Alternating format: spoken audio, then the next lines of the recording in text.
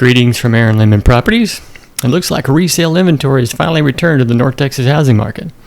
North Texas home inventory has experienced a sharp rebound in 2024. The savagely unhealthy housing market and buyer's strike have helped to replenish available housing stock. The key has been a dramatic turnaround in existing home inventory. Across the DFW area, existing home supply has rebounded sharply this year. Here's a county-level summary of the resale inventory increases in the Dallas-Fort Worth area through July 2024. Inventory in Dallas County is up 63% year over year to 3.6 months of supply.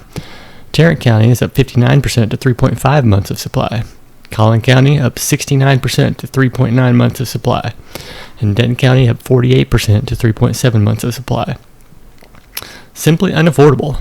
A slowing economy, weakening labor market, and still elevated home prices have created a toxic mix of unaffordability in the housing market. Fannie Mae Home Purchase Sentiment Index sums up the predicament of most prospective buyers. Yes, there are plenty of homes available. The problem is that many Americans can simply no longer afford the prices. Only 17% of July survey respondents thought it was a good time to buy a home. In contrast, 65% of survey respondents believed it was a good time to sell. The Atlanta Fed's Home Ownership Affordability Monitor just confirms what prospective buyers are facing. Despite a slight drop in mortgage rates to the 6% range, home affordability remains a major hurdle for many Americans.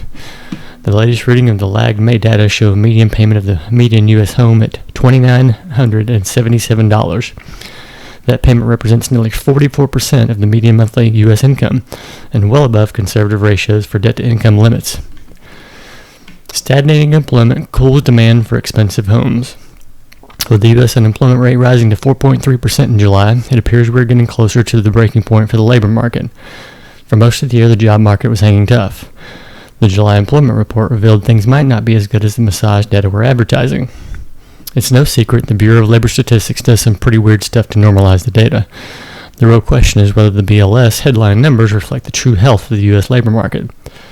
Does the rise of multiple job holders make up for the loss of normal full-time employed Americans? We could soon find the answer to that question. Mike Green posited some thoughts on that subject along with a good discussion of market volatility. It's well worth a watch if you had the time. More sellers competing for a smaller buyer pool. If you are in the market to sell a home, the recent rise in inventory demands your attention. Not only are you competing against professional home sellers in the form of new home builders, you now face competition from other existing sellers. Existing resale inventory has been largely absent for the past few years. That has allowed many sellers to push the envelope on pricing. Fiscal and monetary stimulus are finally beginning to cool as we head into the fall. It will be interesting to see what happens to the prices in the DFW area as typical seasonality sets in. Sharply higher inventory and more price cuts from sellers could certainly lead to softer home prices heading into the end of the year. I'm keeping a close eye on submarkets where inventory is already approaching 4 months of supply. Collin County, Texas looks like it's firmly in correction mode. Suburban sellers are probably more at risk in the market correction. DFW saw some pretty wild spikes in prices and activity in North Texas burbs over the past few years. 2022 vintage buyers find themselves in a pickle. Some buyers who dove into the pool in 2023 throwing caution to the wind are still discovering the risks of new construction in Texas.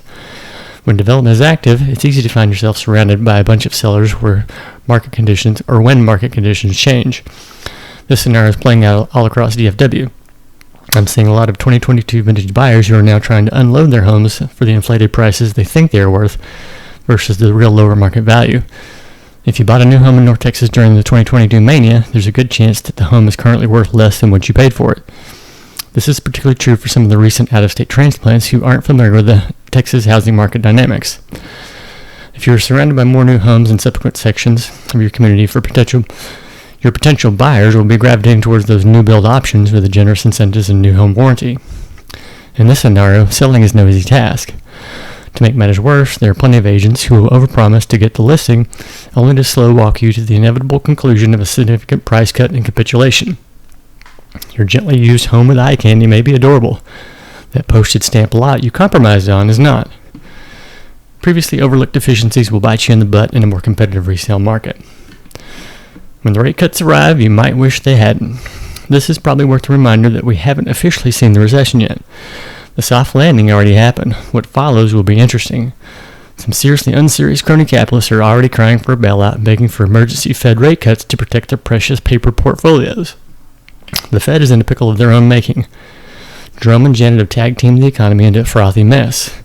This is doubly true for the housing market. When the Fed does finally succeed in breaking the labor market, it'll be interesting to see how many people are willing to jump in and buy homes at current prices. That's the thing about fundamentals. They don't matter until they suddenly do. That's it for now. Thanks for tuning in.